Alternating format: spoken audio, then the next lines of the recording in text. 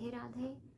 तो भागवत पुराण का आज हम डे 5 पार्ट 1 सुनेंगे। कल हमने डे 4 में पार्ट 4 सुना था, जिसमें ठाकुर जी का जन्मोत्सव हुआ है, ठाकुर जी का जन्म हुआ है। ठाकुर जी कहाँ पैदा हुए थे? मथुरा में, जेल में। और आगे फिर आपको बताया था कि कैसे जेल से वसुदेव जी इनको कहाँ लेके जाते हैं? नंद जी के यहाँ गोकुल। अब ठाकुर जी गोकुल में पधारे हैं और गोकुल में क्या है? नंदोत्सव।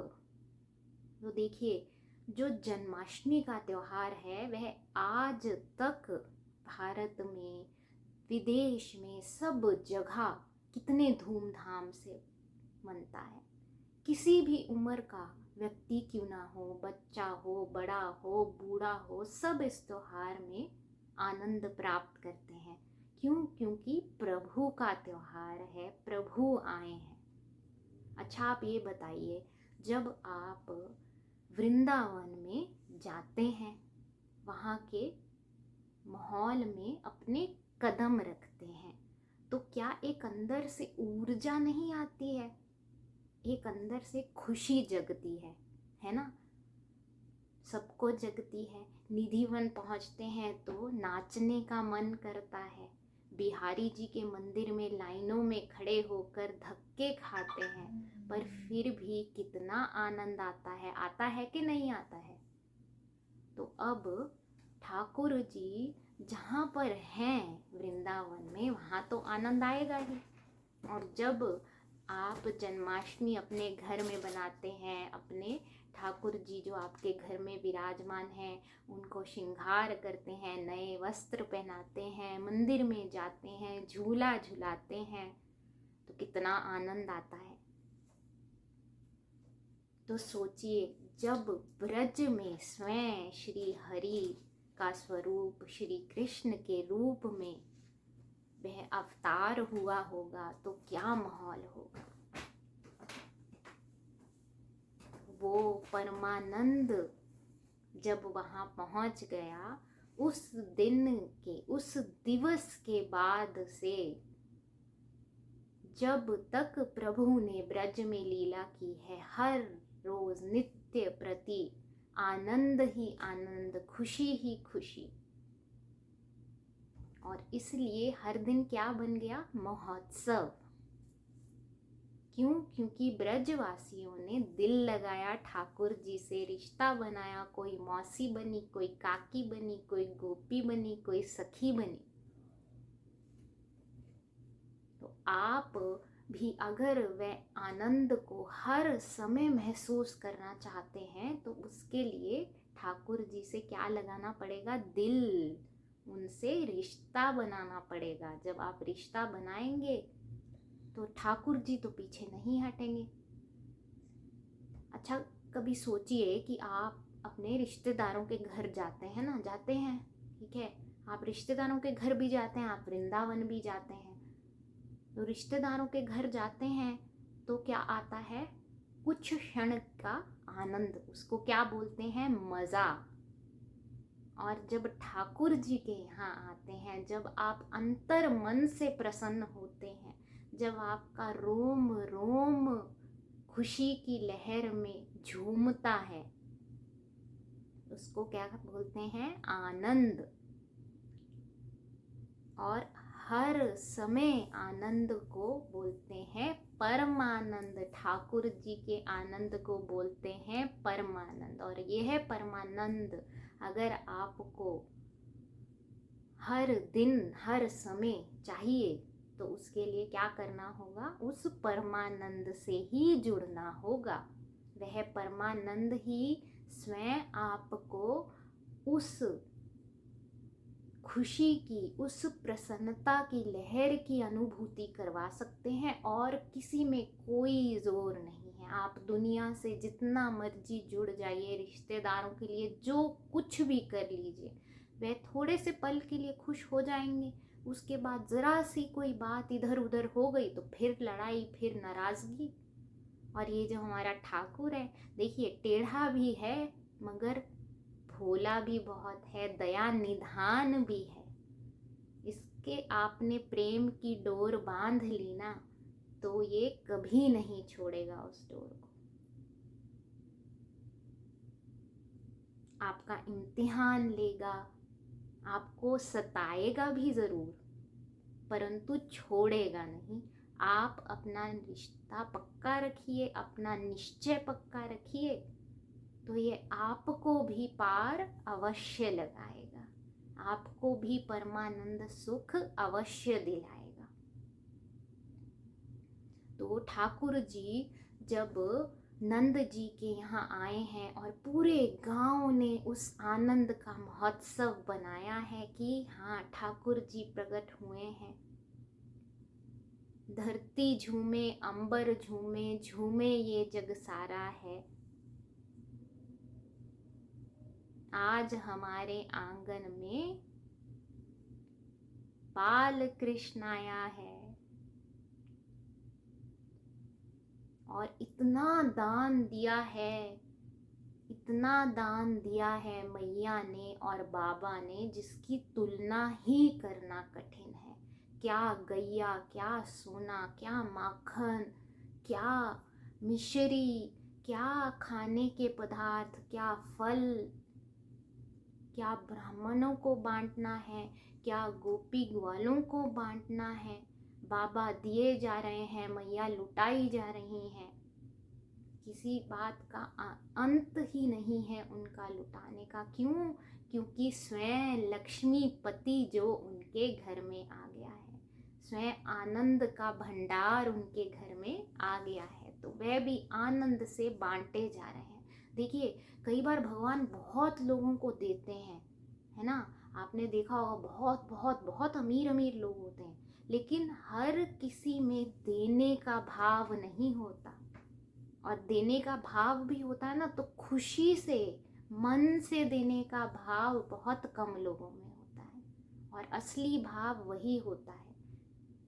आप खिला नहीं सकते हैं एक भंडारा, तो एक गरीब को खाना खिला दीजिए, मगर प्रेम से खिलाइए, क्योंकि बात सारी प्रेम में ही आ जाती है। अगर आप प्रेम से भोजन कराएंगे, चाहे वो एक भी गरीब को आपने पेट भर के भोजन कराया है, तो वही पुण्य होगा। वो प्रेम श्रेष्ठ है, प्रेम से ही प्रभु को पाया जा सकता है। प्रेम में है सागर की लहरें, और सागर की लहरें तो गहरी होती हैं। सागर गहरा होता है, और ठाकुर जी के प्रेम का जो सागर है ना, इसमें ऐसा आनंद आता है जो आप शब्दों में लिख ही नहीं सकते हैं। आप गोते लगाते रहेंगे, आनंद आता रहेगा। ठाकुर जी से जुड़िए, उनके महोत्सव बनाइए, उनकी कथा सुनिए, आनंद लीजिए। हर दिन आनंदमय करेगा वो। तो अब ठाकुर जी पधार गए हैं। गर्ग मुनि ने दोनों भाइयों का, कौन दोनों भाइयों का? दाऊ जी का और ठाकुर जी का नामकरण किया है। दाऊ जी के 3 नाम हुए हैं, संकर्षण, रोहिणे और तीसरा नाम क्या है? बलराम। और ठाकुर जी के लिए गर्ग ऋषि ने कहा है कि इनके बहुत अवतार, अनेक अवतार हो चुके हैं आपके इस लाला के, नंदराय जी। अनेकों नाम भी होंगे आपके इस लाला के। और ये सच भी है। देखिए हमने जो पढ़ा है, जो लिखा हुआ है, उसके हिसाब से तो ठाकुर जी के केवल 24 ही अवतार हैं, परंतु ठाकुर जी ने ना जाने कितने अवतार लिए हैं अपने जो भक्त हैं उनको पार लगाने के लिए, दुष्टों को, असुरों को, उनका संहार करने के लिए। इसलिए गर्ग मुनि कहते हैं कि आपका ये जो लला है इसके अनंत अवतार हो चुके हैं और इसके अनंत ही नाम भी होंगे और इसकी कलाएं भी अनंत होंगी। और क्योंकि ये कृष्ण पक्ष में जन्मे हैं इसलिए इनका छोटा सा अति मधुर नाम होगा कृष्ण। तो बोलिए कृष्ण चंद्र भगवान की जय, श्रीमद् भागवत पुराण की जय, श्री सुखदेव जी महाराज की जय। तो अब नाम हो गया कृष्ण, टेढ़ा खुद भी और नाम भी टेढ़ा और ऊपर से लक्षण भी सारे टेढ़े। और छोटे से ने ही अपने कारनामे दिखाने शुरू कर दिए। कैसे? अब कंस को तो पता चल गया, कैसे? शक्ति ने बता दिया था ना, माता शक्ति ने, जो ठाकुर जी की बहन है, जो 8वीं बेटी थी, नंदराय जी की जो बेटी थी, जिनको लेकर गए थे ना देवकी मैया के पास, तो कंस ने उनको मारना चाहा था, तो उनने बता दिया था ना कि तुझे मारने वाला तो पैदा हो चुका है और वह गोकुल में है। तो अब कंस तो तैयारियां कर रहा है, तो सबसे पहले इसने किसको भेजा है? पूतना को। अब पूतना आती है, अब पूतना का जो रूप है असली वो लेकर आएगी, तो कौन सी माँ अपने बच्चे को उसको देगी? तो पूतना पहले तो क्या करती है? एक सखी का रूप धारण करती है, एक गोपी का रूप धारण करती है।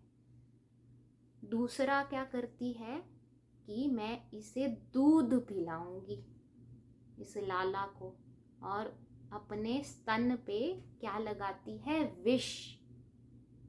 ये विष वाला दूध पिला के इसको मार दूंगी। ये भाव लेके पूतना आई है। देखिए रिश्ता तो जोड़ा ना उसने कि मैं दूध पिलाऊंगी, और दूध पिलाने वाली कौन होती है? मैया। तो अब ठाकुर जी ने भी रिश्ता निभाया है। जब पूतना पहुंची है और उसने ठाकुर जी को अपना दूध पिलाया है विष लगे स्तनों से, तो ठाकुर जी ने दूध के साथ साथ ही पूतना के प्राण भी हर लिए हैं। ठाकुर जी ने पूतना को भी पार लगाया है। क्यों? क्योंकि वह भाव लेकर आई थी कि मैं इस लाला को दूध पिलाऊंगी। तो उसने दूध पिलाने का भाव लेकर आई और विष वाला दूध पिलाया है, और ठाकुर जी ने दूध के साथ साथ क्या पी लिए हैं? पूतना के प्राण भी हर लिए हैं। ऐसे हैं हमारे ठाकुर जी।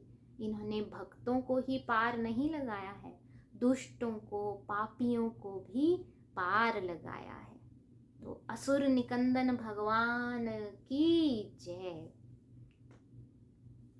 अब आप देखिए भागवत में ये कहा गया है कि पूतना की कथा जो भी ध्यान पूर्वक सुनेगा उसका ठाकुर जी के प्रति प्रेम बढ़ेगा, उसका ठाकुर जी से नाता जुड़ेगा। तो आप लोग तो बहुत भाग्यशाली हैं कि आप ये कथा श्रवण कर रहे हैं। और जब पूतना जैसे पापियों को, राक्षसी थी पूतना, उसको ठाकुर हमारा पार लगा सकता है, तो हमारे कर्म भी राक्षसों जैसे तो नहीं है। तो हम भी प्रभु से नाता जोड़ें, सच्चा नाता जोड़ें। लाइन में लगेंगे तभी तो नंबर आएगा ना। लाइन में ही लगेंगे तो नंबर कहाँ से आएगा? तो पहले लाइन में लगना तो पड़ेगा ना। और लाइन में लगने के लिए क्या करना पड़ेगा? नाम लेना पड़ेगा ठाकुर का, क्योंकि इस कलयुग में नाम ही सबसे प्रबल है और नाम से ही ठाकुर को रिझाया जा सकता है, प्रभु को रिझाया जा सकता है। तो आइए हम प्रभु का थोड़ा सा नाम लेते हैं। बोलिए बांके बिहारी लाल की जय, श्रीमद् भागवत पुराण की जय। तू ही तू ही तू ही तो है मेरा नंद नंदन, मैं भी तो हूँ तेरा नंद नंदन। तू ही तो है मेरा नंद नंदन, मैं भी तो हूँ तेरा नंद नंदन। तू ही मम माता पिता भ्राता नंद नंदन, तू ही मम माता पिता भ्राता नंद नंदन। तेरा ही कहा हुआ है यह नंद नंदन, तेरा ही कहा हुआ है यह नंद नंदन। तू ही तो है मेरा नंद नंदन, मैं भी तो हूँ तेरा नंद नंदन। तू ही तो है मेरा नंद नंदन, मैं भी तो हूँ तेरा नंद नंदन। तू ही मेरी गति मति क्षति नंद नंदन, तू ही मेरी गति मति क्षति नंद नंदन। तू ही तो है मेरा नंद नंदन, तू ही तो है मेरा नंद नंदन। मैं भी तो हूँ तेरा नंद नंदन। माना मैंने पिछला बिगाड़ा नंद नंदन, माना मैंने पिछला बिगाड़ा नंद नंदन। अगला तो अब तू बना दे नंद नंदन, अगला तो अब तू बना दे नंद नंदन। तू ही तो है मेरा नंद नंदन, मैं भी तो हूँ तेरा नंद नंदन। तू ही तो है मेरा नंद नंदन, मैं भी तो हूँ तेरा नंद नंदन। तू ही तो है मेरा नंद नंदन, मैं भी तो हूँ तेरा नंद नंदन। बोली बांके बिहारी लाल की जय, श्रीमद् भागवत पुराण की जय। तो देखिए इस भजन में भी क्या है, तू ही तो है मेरा नंद नंदन। ये भाव लाना भी तो बहुत कठिन है कि है तो सिर्फ मेरा नंद नंदन ही है। हम तो सारी दुनिया से रिश्ते निभाते रहते हैं और फिर अगर समय मिल जाए, मन कर जाए तो नंद नंदन का नाम लेते हैं और फिर सोचते हैं कि मेरा पिछला तो मैंने बिगाड़ा था, अब अगला तू बना दे। तो ये तो वो बात हो गई कि आपने एक चैप्टर की भी पढ़ाई नहीं की और आप टीचर को कह रहे हो कि मुझे अव्वल नंबर से पास कर दो।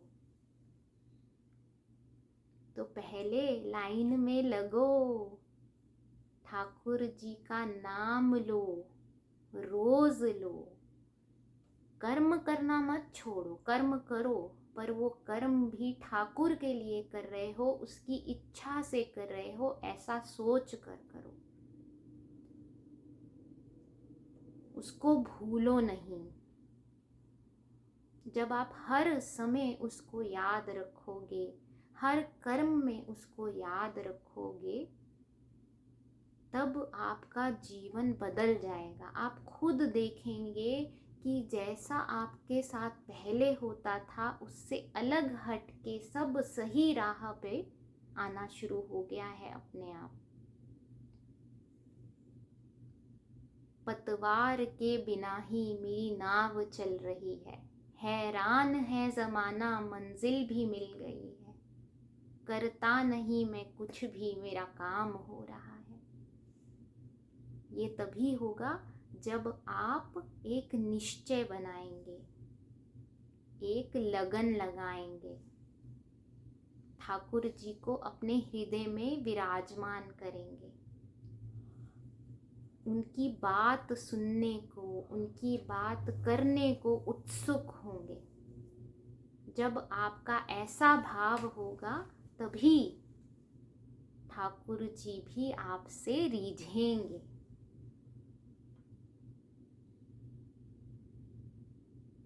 आगे भागवत में ठाकुर जी की बाल लीलाओं का वर्णन है। ठाकुर जी ने अपने बालपन में बहुत प्यारी प्यारी मनमोहर लीलाएं की हैं। उसमें से एक अति प्रिय लीला है इनकी, जिससे इनका एक और नाम पड़ा था। क्या नाम पड़ा था ठाकुर जी का? माखन चोर। क्या करते थे ठाकुर जी? चोरी।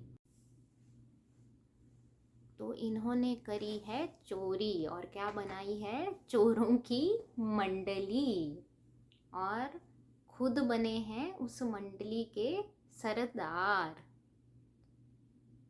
और क्या करते थे? माखन चुराते थे, दही चुराते थे, छाछ चुराते थे, और खुद भी खाते थे और ग्वालों को भी खिलाते थे। और जब गोपियाँ मैया को इनकी शिकायत, इनकी उल्हाना देने जाती थी कि मैया तुम्हारा लला तो क्या करता है? माखन चोरी करता है, तो मैया तो मानती ही नहीं थी। क्यों? कहती थी, अरे हमारे यहाँ पे कोई माखन की कमी है जो ये तुम्हारे घर जाके माखन खाएगा? और जब मैया अपने ही घर में ठाकुर जी को पकड़ लेती हैं माखन खाते हुए, तो ठाकुर जी क्या बोलते हैं? मैया कहती है ना कि ठाकुर तूने माखन खाया है? तो क्या कहते हैं ठाकुर जी? ओ मैया मोरी मैं नहीं माखन खायो, ग्वाल बाल सब बैर पड़े हैं, बर बस मुख लिपटायो, ओ मैया मोरी मैं नहीं माखन खायो। बड़ी ही मधुर लीला की है प्रभु ने माखन चोर के रूप में। अब माखन चुराने के पीछे भी वजह क्या थी ठाकुर की? हाँ, प्रेम भाव है, बच्चे की लीला है, वो अलग बात है। लेकिन आप जानते हैं ना कि ये जो सारा माखन, दूध, दही था, ये कहाँ जाता था? ग्वालों का कंस के पास। और ग्वालों को क्या देना पड़ता था? कर। तो इसीलिए ठाकुर जी ने वही माखन जो कंस के पास जाता था उसको चुराना शुरू किया। तो ठाकुर जी की जो लीलाएं हैं, उनकी हर लीला के पीछे कोई ना कोई कारण ही है।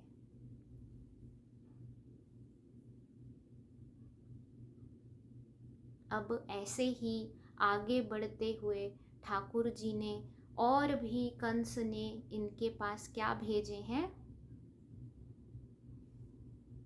क्या भेजे हैं? राक्षस। उनको मारा है, उनको पार लगाया है ठाकुर जी ने।